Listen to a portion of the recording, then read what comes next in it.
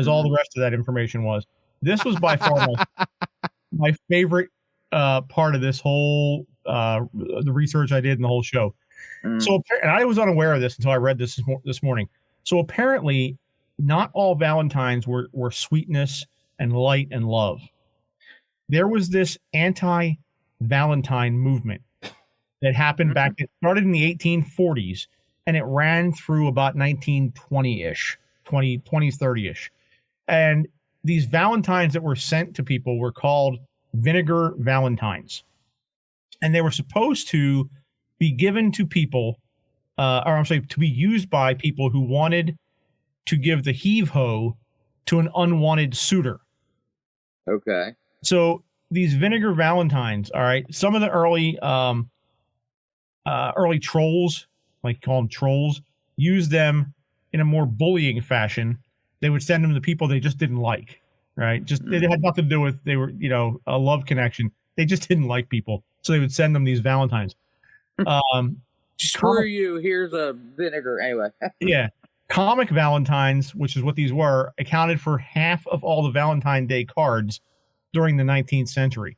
So these became very, very popular. Really? Wow. And it fit into a wider pattern of anonymous cards that allowed people to tell somebody what they thought of them, from, salespeople to employers and so forth and so on.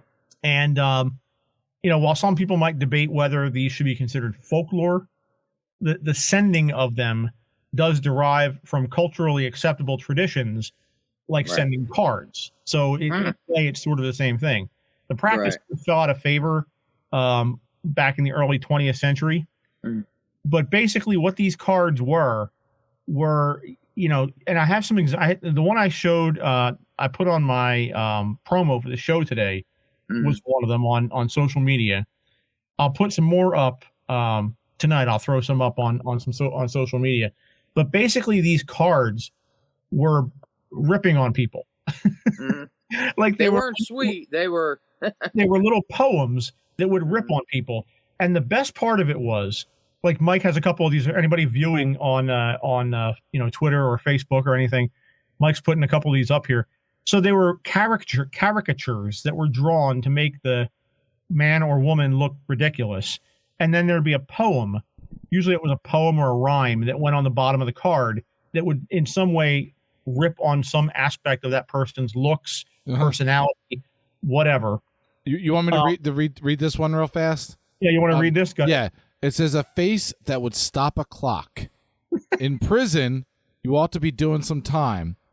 For to wear such a face must be surely a crime. Yes. If you mongst gorillas had chanced to be born, they would have disowned you with loathing and scorn. For a monkey, no matter how homely and brute, when placed beside you, would be ranked as a beaut. But see, it cracks up. That was a complete set of insult. But Mike, you actually